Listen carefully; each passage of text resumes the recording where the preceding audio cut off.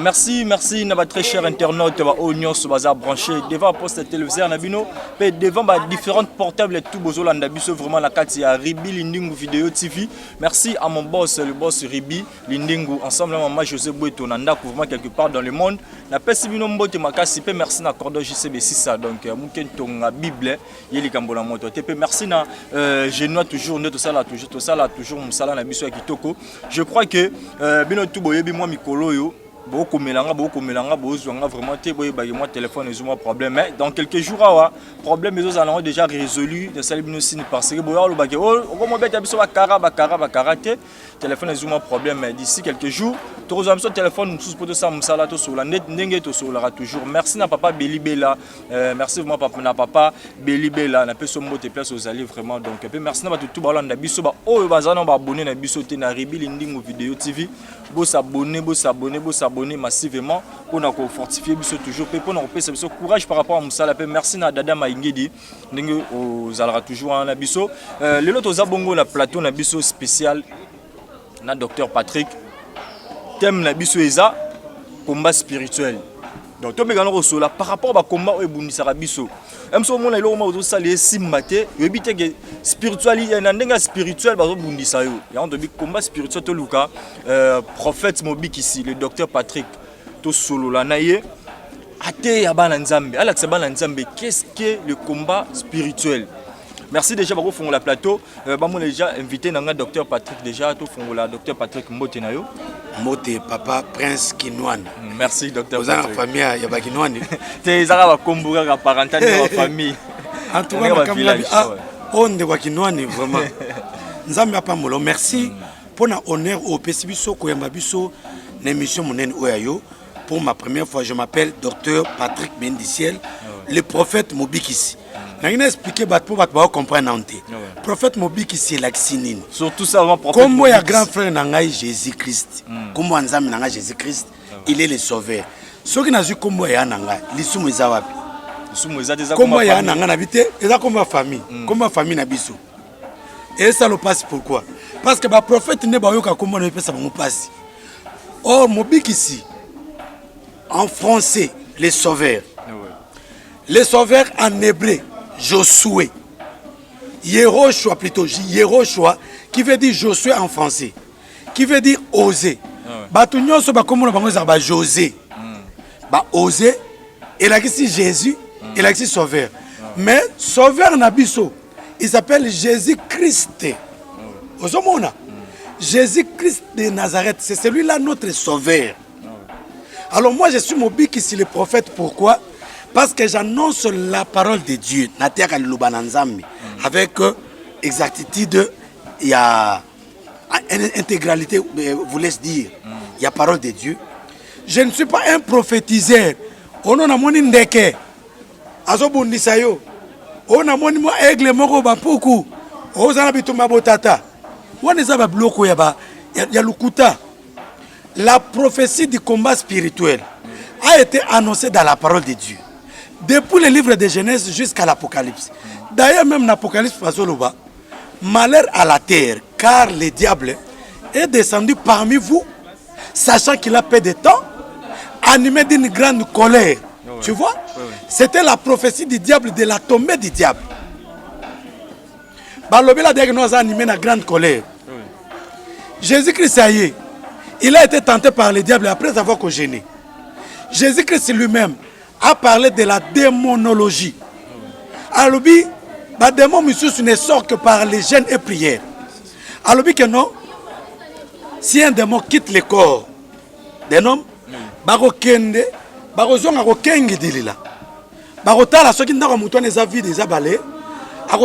cet esprit grand, il s'installer.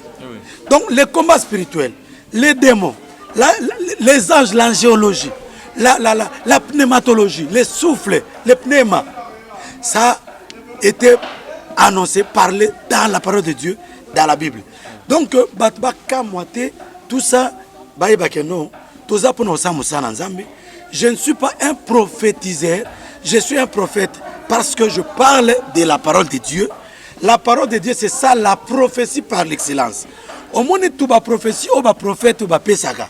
Si on tourne pendant prophète, yebisanga couleur sous-vêtement nanga ayebisa ote oh yebisa ba couleur à mais yaza prophète tout na penza kombo ya koko aboti koko na biso nani akokate ouais tozaki atoluka président nini ako diriger biso tant président Kabila zokende prophète nini o na mboko o balobaka nga prophète à nation prophète nini aleka na télévision ayebisi biso que non président ko diriger biso eza prophète et eza président tel ata mutu moko te ozomona bato bele baleka ote e kozala shadari ezali na mbongo te ozomona peu prophète belé ba mona ko eza shadari ba pesa da majorité kuna déjà donc prophète va changer yango wana ko so une émission ko betela ngali soit prophète des nations te ko meka ko betango te ozoyoka alors moi le prophète Mobik si je parle de la vérité de la parole de Dieu la parole pure qui sauve ozomona nangina lo banan boy bato babenga ba prophète de la nation ana mboka na biso bazate pourquoi prophète des nations azaka na message moko o batina ka na nation aki alobi yango pe esili alobi on peut essayer prophète Mobik pardon na katsumo siko moi ba prophète ya biso message ya mboka alobate atonga église azona ba F90 atiana ba diacre comme WhatsApp na ba prière comme lia pe mabonza avant ni soki pe akufi moi na ne muto a remplacer ah papa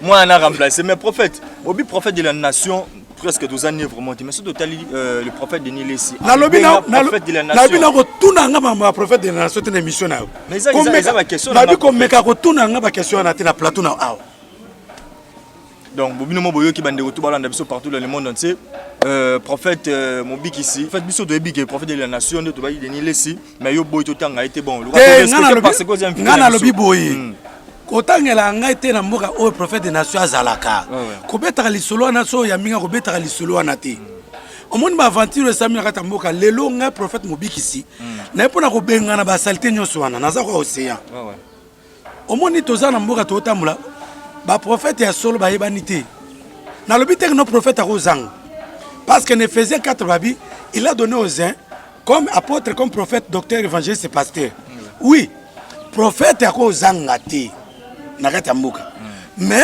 somme dans un prophète des nations au moins muto obenga prophète des nations mais obanga ko ba vérité ono na okufa oh ndimo okufa yesu akufa pona batu ozobanga liwa pona nini donc so za prophète des nations ni mape liwa prophète des nations zo linga keno abatela avenir abana ye azobanga ko kufa oh nzambe atindo keno loba yango na mboka na biso bazalaka te batu nyonso ce sont les prophètes de ventre. Nous sommes prophète de ventre, on a bien insisté dans le combat spirituel. Je crois que Papa Belibé là vraiment quelque part dans le monde où l'on a biso d'Adama Ingidi aux l'on a biso Papa Ribi Lindingu vidéo et Papa Ribi Lindingu vraiment maman José Boueto aux l'on a biso mais prophète Mobik ici combat spirituel tu es bien limité les en siège mon bewana oh il drôle baké communauté mobimbeza wana même benga combat spirituel pour tout temps comme église en maman langue je crois yopon di marango que kuna pe combat spirituel babunda rapona âme ya bato combat spirituel était ami mabe na mboka na biso combat spirituel était ami mabe combat spirituel batei bengana mama na yo batei bengana tata no poza ndoki mama aboti yo obengana akoma fazer yo otamba na prado ke poto zongo so mi jet privé mama abota yo aola la libanda fazer ti akufi ne wana combat spirituel o mama zandoki combat spirituel était ami mabe na kati ya mboka oyo mama aboti yo ata soka zandoki nini yo ko sa pona ye la Bible dit ceci celui qui ne prend pas soin de sa famille est plus qu'un inconverti soko zo soin ya famille na yo te oleki na païen o ka so samela nzoko za oleki na païen nde mate ya bomba te ya biso na mboka oyo cela veut dire batinda bato bakoma koleka na ba païen donc bato bayoka ba mate ya banengo wana ya ko benga na ba papa ba mama baza ba païen koute ba plus que païen au moins Bible zo baboy nous n'avons pas à lutter contre la chair ni le sang mais nous avons à lutter contre les esprits méchants les principautés qui sont dans les lieux célestes. La Bible dit si ton ennemi a faim, donne-lui de l'eau. Si ton ennemi a faim, donne-lui du pain. S'il a soif, donne-lui de l'eau. C'est alors que tu vas mettre du charbon, du feu sur ta tête. Maman no sazam noki. Pesa e mapa. Pesa e mai. Futele ndako. Mais na butu beta ye bundisa ye boma ye. Na butu beta ye bundisa ye boma ye. Mais na moi pese blo rolia parce que so bundisa na moi akufi. Et puis biloko na bato basa en Afrique. Na poto moi no zandoki yo zu moi no boke libanda na poto. Est-ce que combat spirituel baté awa? Na poto baté yango parce que papa na nous parents okotika moi no na classe te ba okanga par la police. Moi na zando no, je ne fais pas de cet enfant na tika libanda. La police va kangi yo. Est-ce que combat spirituel ne baté awa? Ba ko te yango na poto? To tika biloko wana papa. Combat spirituel ezali kamususu. To bundango na molimo. Bituma nzoto za bituma nzambi. Biso nous n'avons pas lutté contre la chair et le sang. Tata mo so zando kiwana. Nzambe muto obete aboma ye. Yote. Yango la Bible zoba toutefois ne vengez pas. Laissez la colère de Dieu agir. Car à lui la vengeance et à lui la rétribution. Nabi ato sambel tumba moto yom to tinele moto. Natini moto yom to tinele moto. Nzambe mo muto ayebi eska moto ne utaka. Nzambe mo ko ebine arotina moto wana. Ozomona. Pe nzambe abi lié oyaza. Yo zo sambela moto batune botata mo so alukaka yo. Alukaka côté na province nini na nzete nini. Oyebite. C'est à Dieu de repérer, de localiser. Yangola bitumanzo toto tikela nzambe. Bitumanzo toto tikela nzambe, bisoto bunda bituma molimo.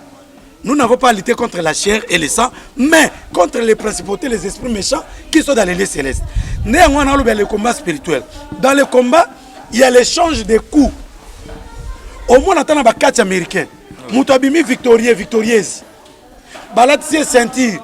Mais au moins, likolo eza kotengama azoki bapota balati médaille mais abundaki yango mo kino ba chrétien baliko bunda sute yoka ba chrétien lelo prophète bondela ponanga soko bise to gêné naza na poto biso na poto to koka jeune te misaile ki makasi yeso albi boy ba démon misusu ba bimaka na ba jeune et prière ozamna likambo etungisa yo ko jeune okoka te po eza poto po kuna bosa misa makasi bongo awa to sa misa makasi te.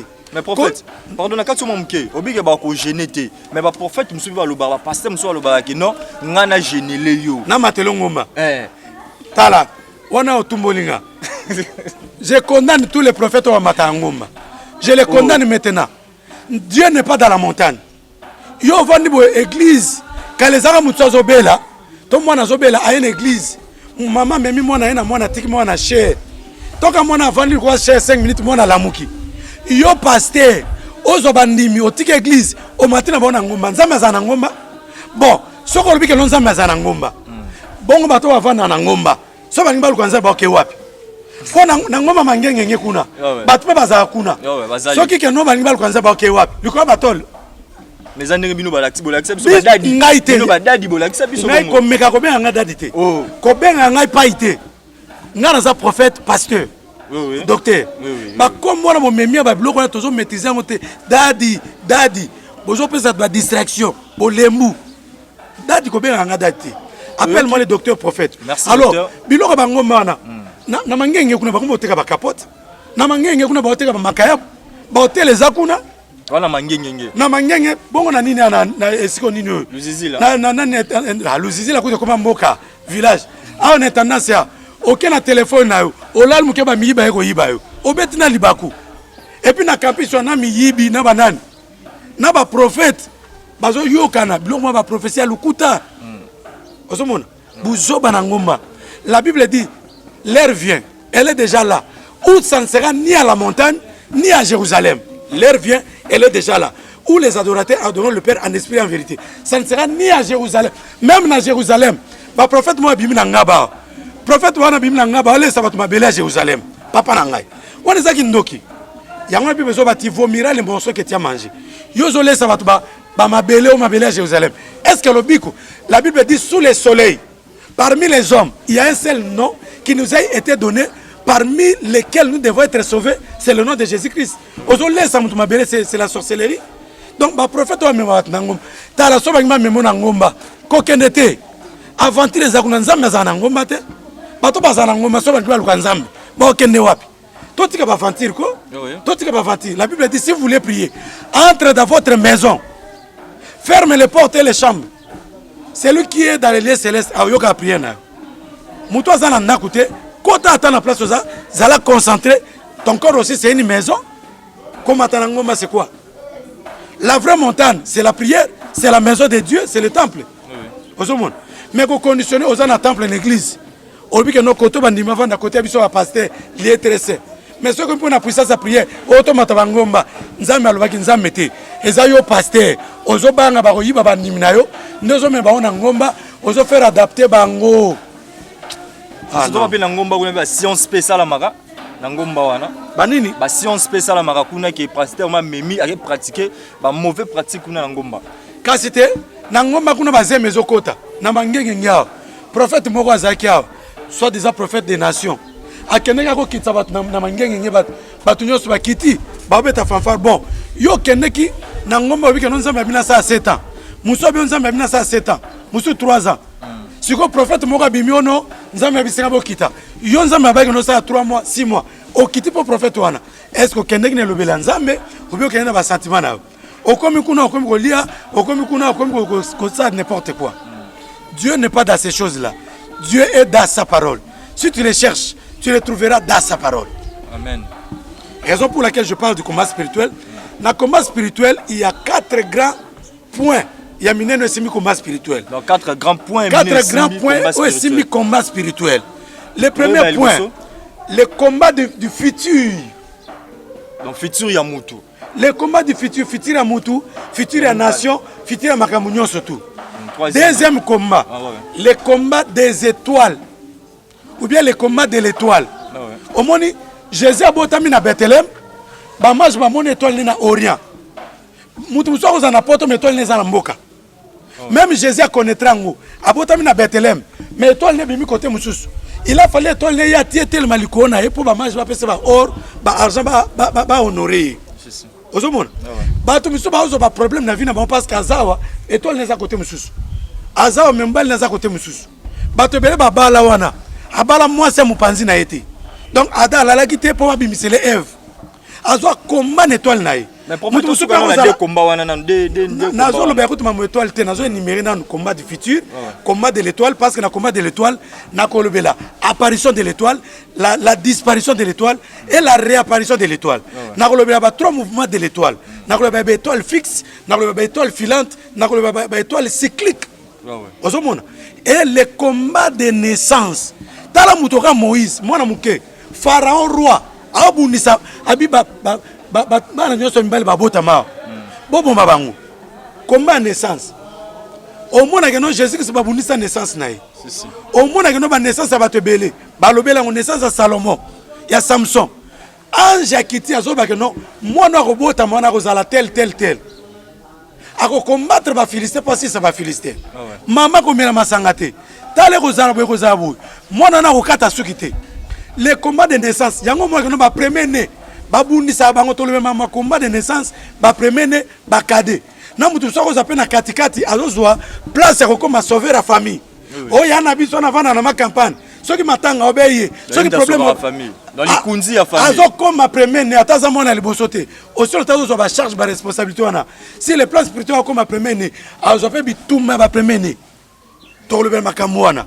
Et le dernier point le combat du mariage papa nangai. Ne sika makambo za ko beba na mukili. Le combat du mariage. Le combat du mariage to le makambo ba sirène. Sirène de l'air, sirène des eaux, sirène des cimetières, sirène des montagnes. Tolbe makambo ya ba sirène de bonheur, na sirène de séduction. Tolbe pe makambo ba mari de nuit et femme de nuit. Comment le mari de nuit soft et le mari de nuit agissant. Ozomona. On a les 4 grands points au simbi combat futur. Na 4 makambo wana to ni mimi mambele. Alors les lois na ngatolbe la na combat spirituel, le combat du futur. Na 4 combat spirituel, tous on a 4 sous-points. Point liboso, ezali o ebundisa futur ya mutu. Ezali impatience na manque de maîtrise de soi. Et puis à mutu. Et puis à mutu dans la société et partout. Deuxième combat, ezali combat ya rêve, des songes, combat des visions.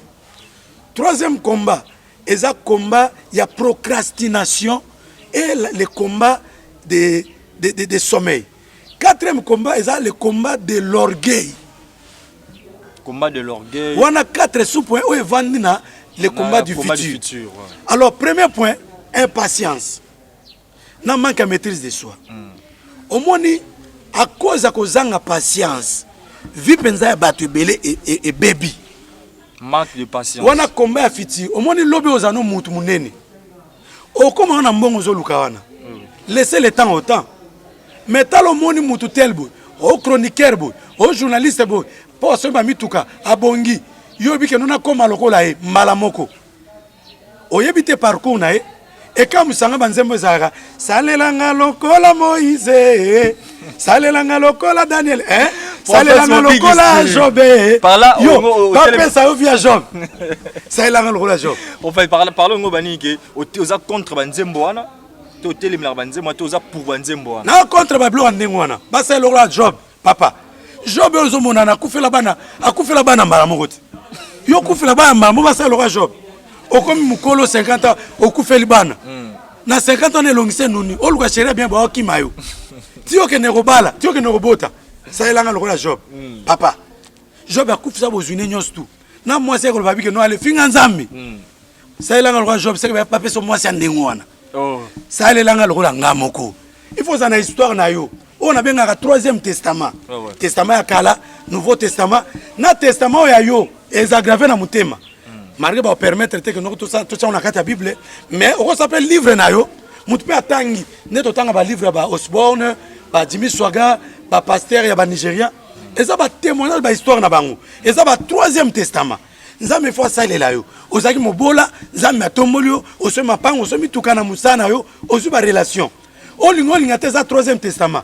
O sala livre to tika historique bat ba yo tuna yo. O leka banzela nini. Mais tala impatience mutu maman la muki akoma le roi mutu tel. Ndezo mo bato bele ba osimba kisi ba journaliste ba ninga na bino bele. Basimba bakisi. Quand mingi to mo no ebele ba bele maboma. Basimba bakisi. Mais oui. Prophète par là, ozo confirmer en gros ozo d'aba to révélation, ozo d'aba comment ozo d'aba to témoigner, ba une prophétie wana déjà qui basimba bakisi. Mais oui, biso za na miso romona. Bato basimba bakisi. Na monde na bino. Tala bato muso basimba bakisi oloba misi. Muso asimba bakisi oboma banyama. Muso asimba bakisi ka yako po basi alula comment basi ba craquer ta mbala bo. Bon muto asimba bakisi te pour na journalisme. Bato batala ke ba nombre de vie azo ba marcher présidence azo ba marcher ba voyage va et vient bo simba bakisi bino na ba nakata ya misana je crois que biso c'est là toujours nzambe aza toujours solution c'est Jésus-Christ oyo akufela biso ne kulusu est-ce que prophète tango remarquer bato belé na musana biso chronique ba simba bakisi est-ce que tant qu'un homme de Dieu prophète mobikisi obenga yo solo na itatika nzela wana la nzela Christ étalier ce que simbikisi étalier na bengi pour mais quand même combone peut troyeba. Oui, parce que vrai, faux. Et c'est important, la déontologie, la éthique pastorale. Mouto simikis na la télévision. Yo, oza occultiste. Yo, osimikis. Wana mana pasteur Yamaseki. Moi, je suis licencié en théologie, monsieur. Je fais 20 ans, moi, maman, non, 20 ans de formation, et pas à papa nanga moulimou, et pas à mentor nanga, n'a qu'à spécifier en haut. Comme ça, classique, na rotanga théologie, na maîtriser éthique déontologie. Parce que si on a les cas, on a une précision. C'est ça. Je ne suis pas un pasteur. C'est lui qui passe son temps. Je suis un pasteur averti. Pour ton information. Je suis licencié en théologie, gradué en management et puis sciences économie, diplômé aux éducations à la vie. Nazan ba diplôme et belé à maîtrise à vie. Donc je ne fais pas l'évangile parce que nous n'attendons pas. Pour ton information, en 2018, j'avais postulé comme député national. Ceux qui m'ont postulé comme député national et puis Nazouaka. Nazouaka na Kishasa député national na Moamba ngai. Nazouaka pe. Nazaki na parti na bonotanga te. Bon, voilà donc tu vas pas je me sous combat spirituel. Donc je parle de combat spirituel. Alors le combat dans notre maman est patience. Patience. À cause d'impatience, mobala ke poto aya fiancé yo awa. Akobengisa yo. Yo akomi na bashida. Eza na base bele ba tamula bongo. Ndeko mwana ke no mobala ye po bala yo okoma de na zemi. O rater libala na yo. Ou bien osu malade ya sida. À cause d'impatience, olingi fiancé na yo, surtout ba sœur ceux qui n'êtes que nos fiancés frères azolinga ye wana tune longi na nzambe na mwana no elobeli na nzambe na yo ke elobeli na nzambe mais so mbala poto aye o wana des exaucements ya nzambe ozomona voilà verset changé wana verset changé wana nzambe yako visiter ozomona impatience ezosaka no bapasteur babimoka mayebu nde komona ke no bapasteur pétage babima na mboka oyo na bapasteur ya mokuse wana tomoni mbala prophète Denis nazoloba bapasteur pétage pour komoni moto aza formé tala babi mieux vaut la fin d'une chose que son commencement ce qui fait na otomona yango balamu te c'est que commencement ezalaki bien to bana okosa biso de papeterie de péterie et puis de conjugaison de verbe pétage ici dans ce pays ozomona biloko nyonso wana ezo justifier c'est la fin qui justifie tant vous faites au monde que non balambaki biloko ezali mobeso ebeli nde baotia na sani nde bakonzi bale ozomona alors quand il y a quelque chose qui ne marche pas dans l'évangile nous devons nous tenir debout ensemble pour dire non non non au moins en Nigeria biloko esama na télévision ba n'importe quoi eleka na télévision na Nigeria mais ba paka ya Nigeria ba sangani ba sanctionner pendant le ba noter à l'isouté mais un jour il comme na mboka na biso même à bato ba sangani te mais le Saint-Esprit le ciel va s'unir pour punir des personnes pareilles. Qui fait de te maman Nigeria bazawa te. Ba prophète ba Nigeria ah papa tika biso tala na biso ko lobela maman prophète des nations na moko yote. Ozomona. Alors c'est compliqué. Nazo maman il y a impatience. Ya mo bikino ba pasteur be babima. Tala bato be babima ba prophète wana. Ba uta wapi. Ba prophète bel est-ce que so kena journée moko consécration. Ba consacrer ba ordonner ba pasteur. Au moins, ceux qui passaient à pasteur ordonné comme évangéliste, c'est berger. Au moins, l'église va consacrer prophète. Place ni nyo kende, on va consacrer ton négorabino, va consacrer prophète. Et ça va bango bala mukaka. Ce que l'autre monde d'auto, à seulement miracle, malamoko ale, à sali rébellion. Bazara makas na nzunzu ya rébellion. Ba comme insupportable. Son église à l'église à pasteur mokobu. A comme on était à Zomona. Dieu n'est pas dans des grimaces. Il y a un peuple congolais peut bazana habiter. Limisangai. Oh pas prophète nzambe alobini ponanga nzoka prophète apena message te ako bambiko eloka lukuta ozala bitumba bandeke moko boye bitumba kota botata nani tanga komona prénom na poste no et puis bitumba bandeke aneni âge nini e utaki wapi akozanga précision wana ba prophète bele bango sa makiona au moins na sori taza amina na Facebook ako une église na côté ya ndenge naza na Facebook nde bana ba komata ponanga akota deko na Facebook déjà ngai docteur Patrick nazana diaso nazana presse kinwani tout ça bana molimo amonde nebo commentaka ah bana soka une église akobeta pe presse kinwani azoba na Facebook ah nzami na ngai merci bande ko tubala na biso tala nazo bisayo omoni nga prophète Mobiki ici je suis venu pour sauver comment Mobiki c'est tungisa yote comment Mobiki c'est ça comme un grand frère na Jésus-Christ. Comment mon bic ici est l'axinine? En français, Josué est sauveur. Sauveur, Jésus. En hébreu, Yehoshua. Yangon est l'axi Josué. Yangon est l'axi Osé. Moutounion, ce monde en Amboka, José, frère José. Et là, ici, na hébreu, Yehoshua. En français, Jésus. Et l'axi sauveur. Donc, José. la Mobiki ici. Et l'axi Mobiki ici. Osé, au frère Osé. Et l'axi Mobiki. Donc, bateau baza faible. Na compréhension de comprendre. Et puis, bateau baza jaloux. Comme le docteur Patrick, prophète Mobiki, et ça va te connaître mon inouï. Non. D'ailleurs, l'appellation en désopé, ça vraiment couleur T. Couleur T, n'engeni. Mon prophète Mobiki ici. Prophète Mobiki ici, mais oui. Ton numéro. Oui, puis pourquoi? Dieu nous a donné le pouvoir. Son abonné pour la malade. Malade Yabiki. Je vous ai donné le pouvoir de marcher sur les pouvoirs on en a. Ces pouvoirs-là, on fait quoi avec? Vous imposerez les mains aux malades et les malades seront guéris. La bonne pour la Moutoumoutabiki. Et ça mettre dans l'équipe nous avons aussi du travail à faire. Jésus-Christ a ça la réunion sauté. Dans la Jésus n'a tombé à Lazare. Alors Lazare sort. La Bible dit les morts sortis. Lazare n'était pas sorti, mais c'était les morts qui étaient sortis. Donc Moutabima qui on a moué. Babi que nous avons enveloppé bande de Zingaki. Jésus donne des ordres à ses disciples. Il leur dit de lier-les et laisser-les aller. Est-ce que Jésus qui s'est délié qui Lazare? Té. Jésus a dit que Lazare sort. Lazare a bimité, mais les morts sortis. Dans la Bible, bien. baye kolinde baye ko délier toza na pouvoir ya kobikisa ya kodélier mutu. Merci, je crois que Tomo qui est vraiment vers la fin, vraiment, il y a émission un sentiment par rapport à Prophète Mobik ici. Prochainement, peut-être, il y a le sous solo là, par rapport à la continuité. Il y a thème le combat spirituel. Mais Prophète Mobik ici, le combat spirituel et l'obino et nini. Donc, en définition, on va définir en négatif pour te chuter nabiso. Combat spirituel, combat du corps, combat de l'âme. Combat spirituel de tobi combat spirituel dans bitumba molimo toti kabilo ka kubengana o papa zandoki mama zandoki o boya ko salisa ye to kanga yo mo noki pesa bilo ka kolia amour eleki combat spirituel wana ne ba pesa enseignement wana so na kabeli mutu na bolingo c'est que mbongo nanga ko freiner ngote a bloquer ngote na combat spirituel baté ya bengana papa no mama na po baza bandoki bon mbongo na bango bakinotia na ba banki wana bato en état d'âme na bango bayebi yango bato nyonso ba terre ba combat spirituel wana mbongo na bango batia na ba banki te ba utiliser ba téléphone te yo kasi ba téléphone ba ondo na ba raison ça comme il faut pas pekisa bango pe téléphone te télévision te mbongo no bomba ba na coffre fort ba bomba na banki état d'âme bato bayebi yango. Donc, il faut comprendre comment le combat est allé.